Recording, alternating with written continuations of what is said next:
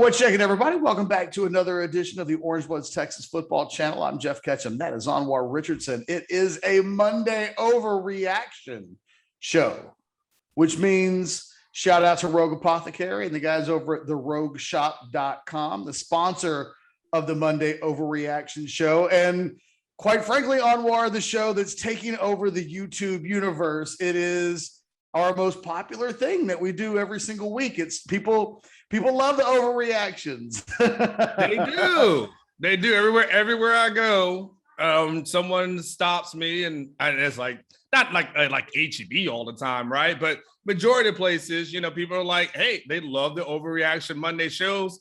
If they're not put out in a timely fashion, we hear about it. We get feedbacks, whether it's on Twitter, messages, where's the Overreaction show? So damn it, let's do what we do. Although last week we put the Monday reaction show out on Tuesday and the numbers were the highest that they've been on basically any Monday that we've done. So now Ari wants to release the videos on Tuesday. I think that was organic that it happened that way. I just don't think you can do that every week. You can't release the Monday Overreaction shows on Tuesday. Then it's just the Tuesday Overreaction show. Yeah. And then everyone's good. People will give you the one pass, but everyone's not going to fall for the banana in the tail pile. I gotta help them and juke the stats and be like, well, if we release it, no, let's just do what we do.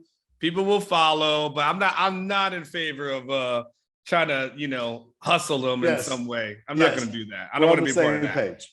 Two quick things. First of all, and we'll get to the press conference in just a second. This is the last press conference on a Monday in a while. I mean, we'll have signing day coming up in about a month, but this will be the last time that for a while that we react to Steve Sarkisian on a Monday, which that by itself will probably allow us to get Monday Overreaction shows out a little bit earlier than normal. Yes, I would say we won't be waiting for the press conference to necessarily record. The other thing, just as a reminder, guys, if you like the video, if we say anything clever, if we inform you at all, give us a like on the video. We passed 8,000 subscribers over the weekend, on our way to 10 and beyond. So thank you to everybody that has joined us on this journey, really starting earlier in the spring and certainly taking on to a whole new level throughout this season. Subscribe to the channel. Click the bell, ring the bell, get the notifications. And look, man, this is a back and forth show. Give us your Monday overreactions in the comments section. I don't know how the YouTube does its algorithms, Anwar, but the likes and the subscribes and the comments, all that stuff helps. So yeah, we're just, again, we're like the two old people from the Muppets, right? The two old guys on the balcony. We don't know how it works. We're just like, and that's kind of, that's where we're at. So yes, we don't understand how all this thing works. We just know it works somehow. We wouldn't ask if we didn't think for some reason it helped even a little bit. Okay, yes. Anwar. This was a really interesting press conference again. Sarkisian showed up close to being on time today. I think that after two straight 12-10 starts, or 11-10 starts, excuse me, he was almost right on time at the top of the hour. He took a lot of questions. He provided a lot of answers to a lot of different things that we can talk about in today's show.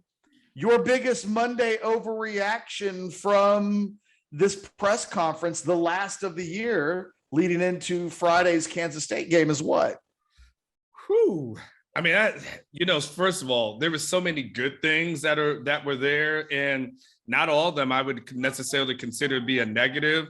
I think I'll start with the easiest one, which is he didn't sound like a guy 100% confident that he was going to be able to keep Hudson Card and Casey Thompson. Well, he didn't try. Back. Yes, there'll be an effort made, but he also was acknowledging with the transfer portal, there's two things that happened. He acknowledged that with the transfer portal, it's a little bit more difficult. But then the other portion that he kind of doubled down in an interesting way, Ketch, is that he also was like, yeah, and we're going to open this stuff up kind of in the spring, and whether it's a freshman that's coming in, transfer quarterback, like we just got to get better in that position. And if you're one of these guys, these quarterbacks who are like, I don't know what I want to do, and your coach is like, yeah, I mean, we'd love to keep him back, but we got to get better and da-da-da-da-da. I was like, oh, okay. By hook or crook, right now, he's like, we got to get better at this position. And he didn't seem sold or married to either one. Maybe he'll just let it play out. And then whoever is the guy that's left standing, that'll be his guy. But he resisted the whole, like, it's just these two and nothing else. He's like, it's these two, could be a freshman, could be someone who transfers in. I don't know. I'm open for business. Anwar, a few thoughts. First of all, you asked him the question, like, hey, what do you say to Hudson Card and Casey Thompson? And his response to you was, like he did not make a case for either guy returning. I mean, he didn't say, I'm going to talk to Hudson and say, dude, you're young, come back. Like, he didn't give us the speech. He didn't give us the mini version of what he spent zero time dedicated towards the talk of either of those two coming back. Yeah. He offered zero judgment on calling the portal NCAA free agency.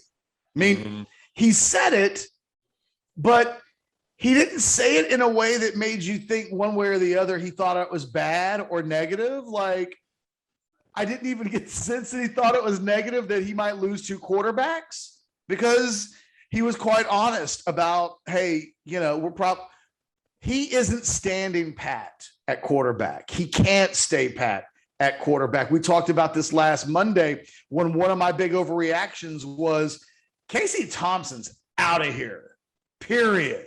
Like, the moment that he said Casey Thompson was a microcosm of the entire team, which neither one of us thinks that's fair.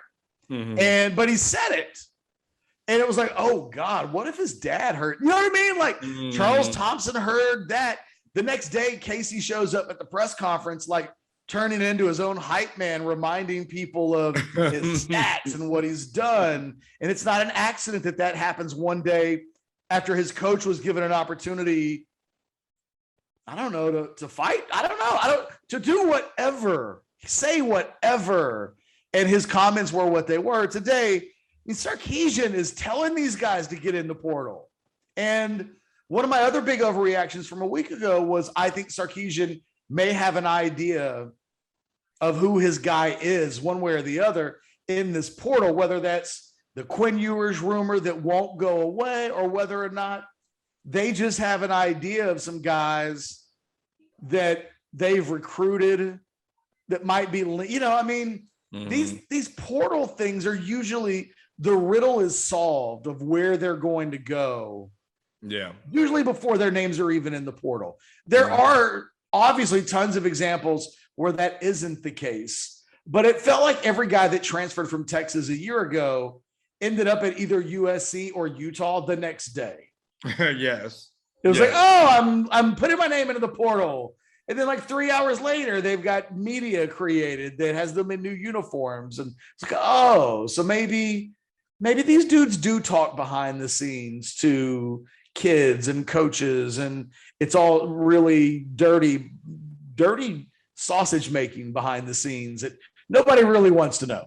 Yeah. And I think today he just hit the point home. The starting quarterback for the University of Texas in September of next year is not on campus, because I would be stunned at this point if either quarterback returned to Texas a year from now. He doesn't seem as interested in those two guys returning as he is freshening it up a little bit. So, I think those dudes have ears. I know their parents will.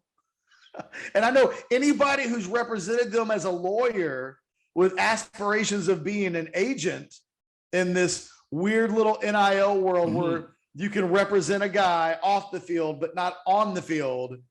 I know they're hearing this. So I thought today was a major moment in this season because Saturday, whatever we watch at the quarterback position doesn't matter.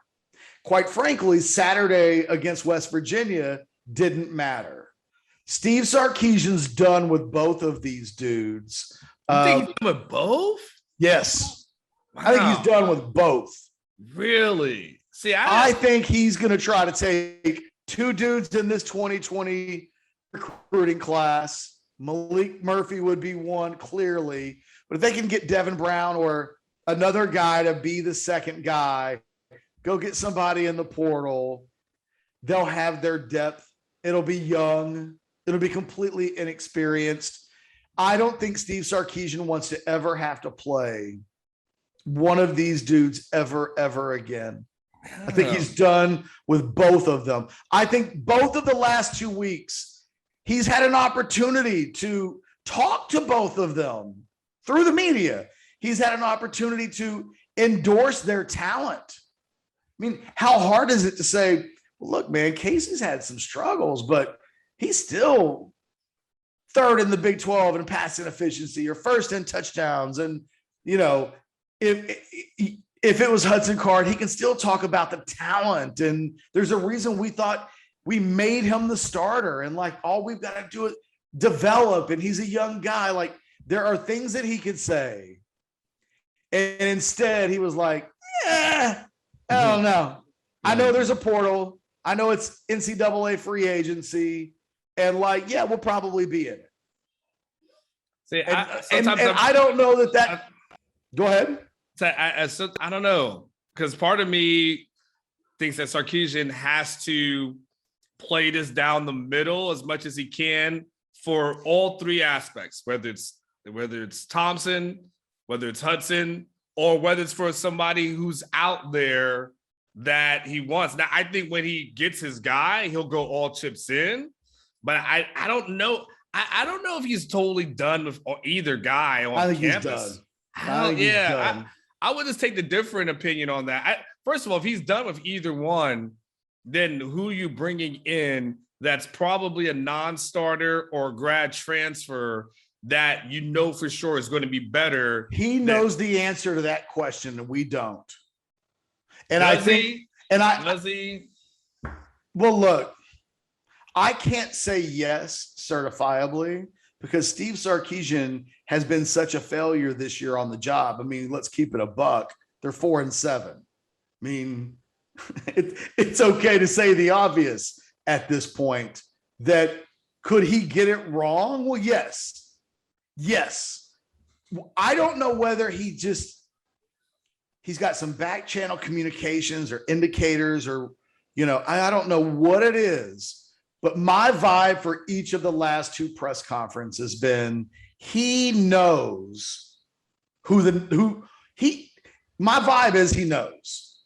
Now, it's scary to think that he's acting that way and doesn't know, right? He's talking potentially as if he does. You're suggesting, I don't know that it's so crystal clear that's in the bag. And that's cool. Like, you and I have different interpretations of what it is that he's been saying. And we disagreed on this a week ago. I mean, this is essentially a continuation of our disagreement from last week. I get where you're coming from. And has anything changed from your vantage point? A week ago, you thought if one guy was going to stay, that he would be favoring Hudson Card, right? Or you think, okay. And I was like, man, I don't think he'll ever want to play Hudson Card again. Whereas I can at least look at Casey and say, I just don't think Sark's put a lot of stock into this thumb thing at all. Like, Casey can talk about, I haven't been well, but Sark isn't acting or talking like a guy who cares about the thumb. So my thing about Card, look, the guy's in business school. He is young and he is from Austin. So you could make a case in a rational world where it would make sense for him to come back, even if he looks at Sarkisian and maybe Sarkisian's like, I can't ever trust playing him again. Like it almost had to be accidental. Hudson Card's next big chance for me has to be unplanned. He shows up and it's like, oh, there he is. That's the guy that we thought they were going to be. But it's hard for me to believe that Sark could ever trust investing in him for all the reasons that we talked about a week ago. Tyrone Swoops in 2015 and how people will kill people. Look, here's the thing. And Sark, I think, knows this. He comes out and rolls out Hudson Card next year as the starter because Hudson's been the best in practice. He knows they'll kill him if he does that. He won't have to have anybody tell him that. I think with Charlie, you go back to the summer of 2015, and there was a while when it looked like Tyrone Swoops was going to be the starter. And I think the head coach believed that. And everybody was like, he's not really going to do this, is he? And I think there's a little bit of that from a political standpoint of playing card. But maybe you're right. Look, maybe you're right. I mean, Hudson didn't play that bad. This is the most interesting QB conversation that you and I have had. You think we've swapped roles? Yeah, because now we're swapping. And I'm like, oh, well, I can see why he would want to go with Hudson next year and so on. Because, you can still excuse some of these performances by saying young. Of course, he's jittery because he's getting hit by this offensive line. Like, no quarterback loves getting hit. And so he's getting hit. But I thought when he came in the second half, he ignited the offense. I mean, there was a definite difference in he didn't look like the guy that I had criticized after the Arkansas game, where I was like, oh my God, like and hell, to be fair, the guy that Sarkisian said, I don't think he's ready. And so, well, look, and it's funny what just a little bit of swagger, right? It's funny what a spray of confidence cologne on a guy does to his performance. Because on Saturday, Card looked like a guy that just needed one play to go right. And he threw that dime to Xavier Worthy for the touchdown. And it was like, oh. And suddenly, even on the sidelines, suddenly the guy had a bit of a bounce in his step and didn't seem meek or mild. All it took was one great throw, and that guy suddenly looked like an alpha. It's funny how confidence can work in a weird way. And it's also incredibly ironic that the moment that he gets a little bit of confidence, some dude rolls up on his ankle 5 seconds after the whistle. Yeah. And he may be out for this week. I would guess it seems like there's some whispers about high ankle sprain. And, I don't know about his availability. Sark did not talk up Hudson Card's return for Saturday. But what happened? But the other flip side of what happens in that game is when Hudson goes out, 2 plays later, Casey throws the interception that ends up being the backbreaker because they were right there in scoring position. And it becomes this thing where you're looking at both. You're like, man, that just happened. And so I could easily see Sark saying, you know what, going forward, I'm going to go ahead and give this guy an opportunity. If I'm Casey, and look, if I'm the older guy, I need some assurances. I need to be at a place where I know for the most part I'm the dude. Why do I want to come back and battle? And then when my coach is saying, no matter what I've done, you still need more from this position. Like no matter what I've done or accomplished, you still say I need more. Because here's the thing about Casey is, I don't have it at this moment. There's a good and a bad, like, and again, as a Casey guy, right? So let me do that. The thing about Casey is that he was leading the conference. Let me look at it real quick. I know I can find it. He was leading the conference in touchdowns thrown. And let me see if he still is. Okay, 23 touchdowns thrown. The second guy is Jerry Bohannon at 17.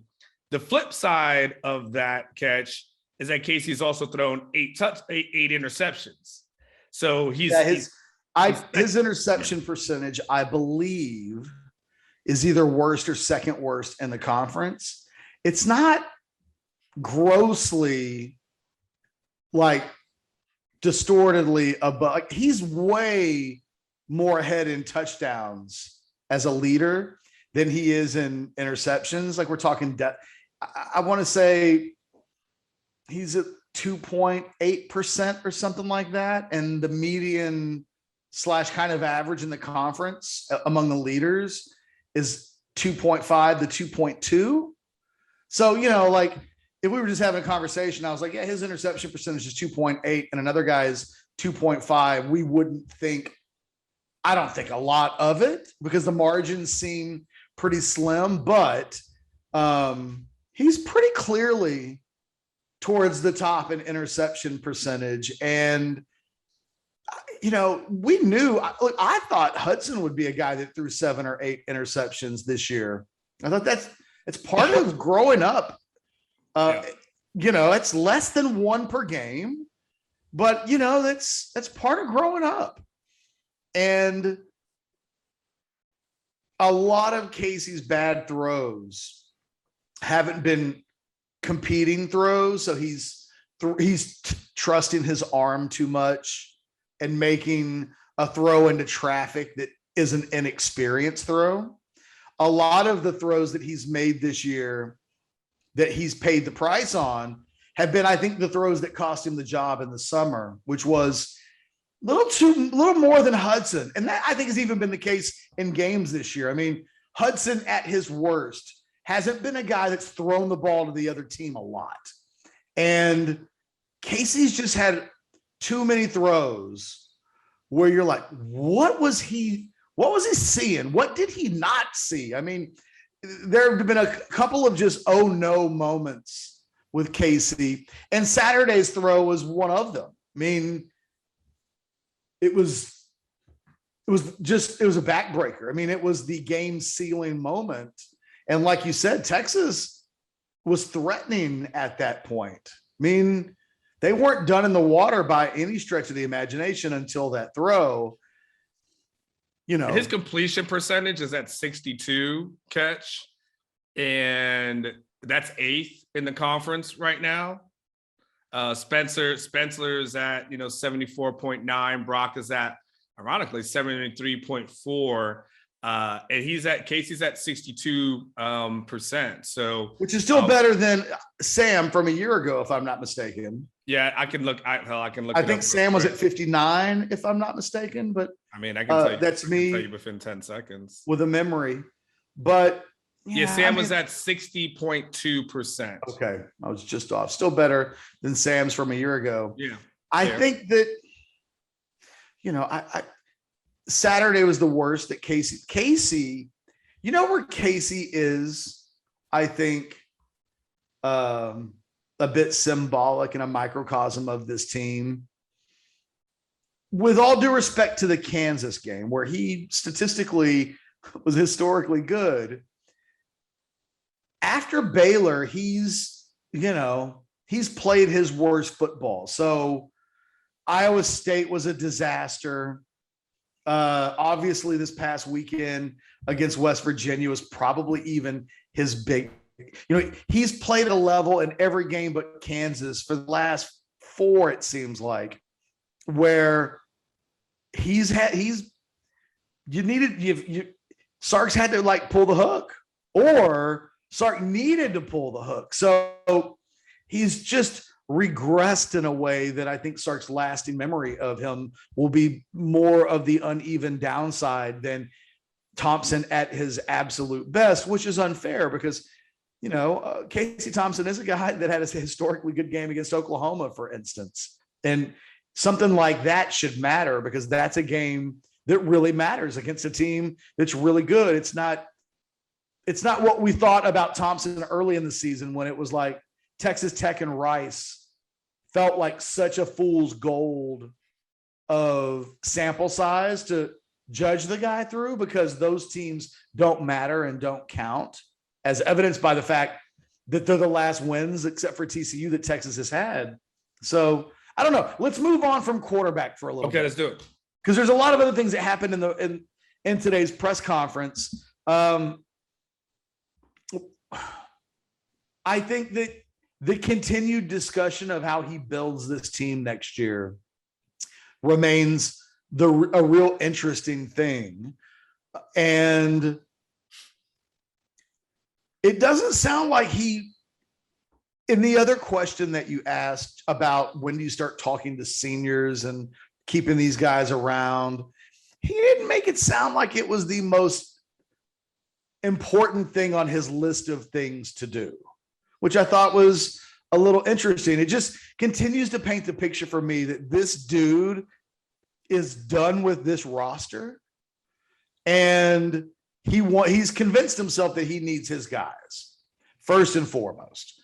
And I was also really not taken aback, but I thought his defiant, I'm built for this, was an interesting declaration of sorts. And along with the commentary of, if in year 4 we're losing 4 games, I'll be worried.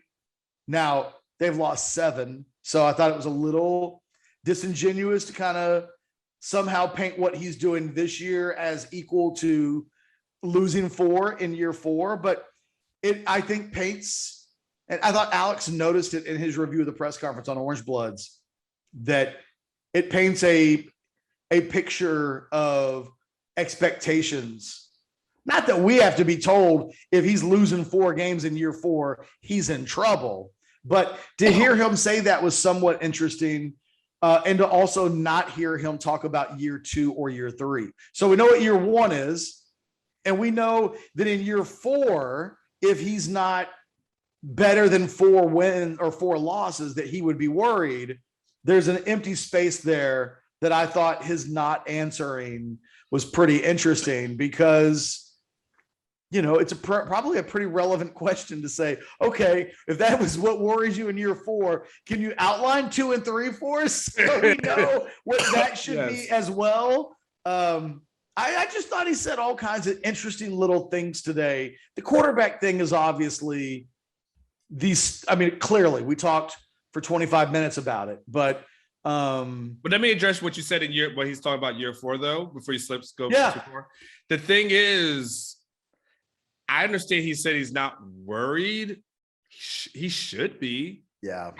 You should be absolutely worried, because the thing that's happened in year 1, you've used your get out of jail free card. Like, you've used that in year 1, where people will excuse you and say, all right, this happened now.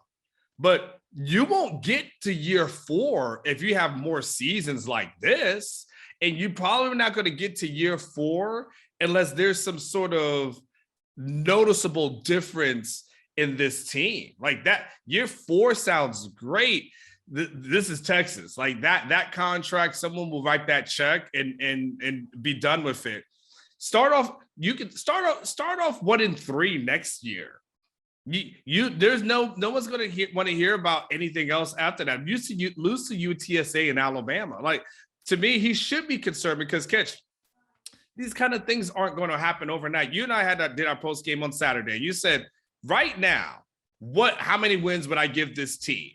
And we were at 6? Because you don't see a 4 to 10 jump like that. That just doesn't really happen. So he should be concerned that this thing didn't go, because at least if he starts at a 7-ish, you can work your way up from that. And I know some people point to Aranda and say, okay, well, he won 2 in year 1, and look what Baylor's doing now. There was some things working, like legit things working against Aranda. Aranda was taking over during a COVID year. Aranda was taking over when he had to do all meetings through Zoom. He didn't really get a chance to know these guys. He didn't have a spring with them, a summer with them. Like, you can excuse some of those things from year 1. This is a little bit different. And this is a winning team that may end up with 7 straight losses. And then you to think like, I'm not worried about that. I don't know. I think you don't have to be worried to the point of, man, I can't gain any, I'm losing sleep. And what's that CBD product that Ketch and Anwar is always talking about? Because I need to get some of that rogue in me, because I got so much built up. So it's not like that. But bro, I almost think that saying like, I ain't worried, I'll be worried in year 4. Oh, okay, dude. But I think that's his recruiting spiel. Yeah, that's what he has to project confidence to recruits, and it's why. Look, this whole press conference was him doing a recruiting pitch. These are the questions that presumably parents are going to ask him, and it's why his indifference to talking about the quarterbacks stood out to me, because this is the vibe that he's giving recruits. And I get it. Look, I don't know whether Sarkisian's given the vibe that he can't say enough how much he trusts his coaching staff, and that their resumes speak for themselves, and they didn't just become terrible coaches right away. So I think he believes in his own ability. I think he believes in this coaching ability, but I think that's dangerous. Like, as you're kind of talking now, like, I think that Charlie thought that, Tom thought that. And one of the things, you and I had a lot of back channel phone conversations where one of the things that we thought both Charlie and Tom needed was somebody who could keep it real with him and say, hey, champ, I don't mean to break your confidence, but reality check. This is the way the world actually exists. And I don't know if Sark has that guy. I think for recruiting purposes, it's good that he's projecting so much confidence, because that's what recruits are going to want to see. But there's an actual strategy component as to what are you actually going to do to get better? And it's going to take more than talking points in front of a microphone to pull that off. There's an actual strategy. It was asked at one point in the press conference today, what positions on the team do you think are good? Mm-hmm. So when I think it was Brian Davis, it was like, okay, so when you're working to improve the program next year, are there any positions going into next season that you're like, we're good there? And he's like, running back. And Joe Cook asked the question, by the way. Okay, Joe Cook. Yeah. And apologies to Joe Cook. It sounded like the kind of thing that Brian would ask. And Sarkisian is like running back. It was interesting because I kind of wrote my column today was about this. It was about where's the talent for next year? Like, if you created tiers, what's your All-America tier? What's your above average tier? I came up with 6 above average players on WAR that are projected to return, 4 running backs and 2 receivers. So you're talking Xavier and Jordan? Yep. Those are your 2. And then obviously the 4 guys. They're 4 running backs. And there's not another single player that I've at this point that's scheduled to return. I'm not saying on the entire team, right? I'm not saying that Cameron Dicker or DeMarvion Overshown wouldn't belong in that category in a world where they're definitely coming back. But, that remains to be seen about any of these guys. And again, I thought it was interesting. Sark could have said today, hey, I'm definitely sitting down with DeMarvion because we think he's really, he could have given DeMarvion this speech. And I found it really interesting. There wasn't a single guy, not a senior, and not either of these quarterbacks, that Sark took the time to say, we're going to sit down with Anthony Cook and tell him that we thought he had a good year. We think his NFL stock can get better. We need him and he needs us, and we want to convey that. You asked him, hey, do you want to get on the stump and give us the speech for the seniors. And he was like, I'll do it when the season's over. And, I'm not going to do it before. Like, he had a chance to do it and he's not doing it. That is interesting to me, mainly because I think the quintessential coaching thing to do is to use these press conference moments for exactly the things that I'm talking about. It's to give DeMarvion Overshown a little speech so that it's in the public kind of consciousness, if you will, and that you're sending messages that he's going to hear. He didn't do that today. And I guess the one thing I'll say for him is, if you got a 4-win team, you're like, hey, for real. At that point, who are you really married to? At that point, I'm not even judging him. I'm just saying, I'm not saying it's a bad thing. Yeah. I'm just saying I found it to be notable. But look, Sark showed up a week. Sark was the most excited that we've seen him a week ago when he was like 33, baby, 33 new players. That's what I'm talking about. That seems to be where his head is. And I'm not judging him for that. I'm acknowledging in front of the room, like, okay, because part of my column today was, God, you'd like to have, look at the defense for next year. You're returning almost all your defensive tackles. You're returning Ovi, Brockermeyer, and like Jaron Thompson. I mean, I know this locker room, but look, by the same token, every dude that you could, whether it's Deshaun Jameson or Anthony Cook or whomever, they all have their fingerprints on this 4-7, 4-8 stink bomb too. So I get it, but boy, you'd like to have some guys coming back.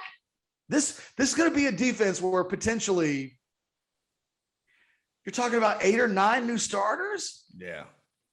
Yeah. Which, again, if you think this season was bad, it's, what you think about down the line for, okay, if you put in all these new guys, because it sounds great, right? Recruiting, signing day, right? The victory laps are going to happen, right? Oh, everyone's going to go around in the victory laps. And even from a recruiting standpoint, everyone's going to be excited about that. But you still got to find the guys who come in and still can contribute. Like, you remember Ketch, what year was it when Charlie signed all those defensive linemen? There was like 5 defensive guys. 2016. And everyone was hyped, right? Oh my gosh, look at all these defensive linemen that he had signed. I tried to tell people, though, I was the one real dissenter in that. I was like, And I don't think any of them panned out. Unless Puna was a part of that. I think Puna was 15, wasn't he? So pretty much none of them panned out. But, so no matter what, when you do the victory lap on signing day of, hey, all these guys are there, the numbers and odds show that the majority of those guys are probably not going to pan out. They're not. So to say that you're going to put in all these new guys, and to your point, maybe not have guys that are returning, developed, and you're just going to throw a bunch of new guys there. That's not 100% the formula for success. Like what that leads to, and more than likely is still a lot of growing pains, still a lot of things to figure out, and then it's going to be, well, we got a bunch of young players, right? We got a bunch of young guys. Well, it's almost like the card. It's becoming, Ketch. It's becoming like a game of Longhorn bingo, and you get your bingo card. And then you just figure out like when there's an excuse and then you put it down, right? So it's like, hey, there's a new coach. Oh, that's B4. Yeah. Oh, yeah, there's a new assistant coaches. Oh, that's 65. I like a good bingo card metaphor. Well done, Anwar. It's my favorite moment of the show so far.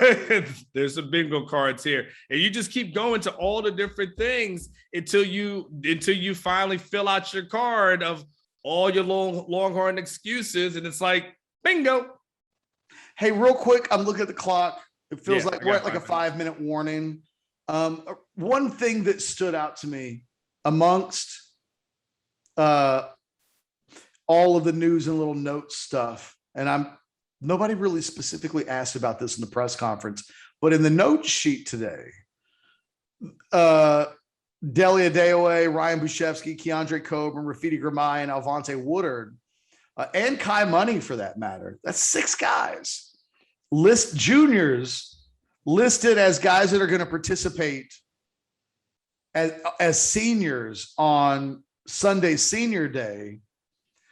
Okay, that stood out to me. Like, look, now DeMarvion Overshown wasn't listed, and then we since found out that DeMarvion plans on being in Senior Day. So maybe we should consider that very unofficial, but that is potentially a half dozen names that would be off of the 85-man roster. And when you talk about like, how does Texas get to 33, a one fell swoop 6-name wipe away from the scholarship board would be quite impactful. I actually sent John Bianco, the Texas SID office. I sent him a note saying, hey, out of curiosity, is that what this means? I haven't heard back from him yet, but that's a big chunk of players that, other than Coburn, none of those guys have contributed at all this year. And if you were going to lose some guys for numbers, they would fit the profile of guys that you'd want to lose. Older guys who aren't making impacts, something to keep an eye on. Any other quick hitters you want to hit on? I'll give you the floor.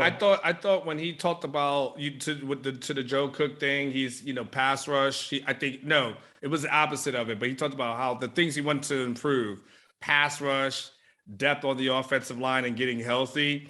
I thought the second one, depth of the offensive line, I'm like, nah, you want starters.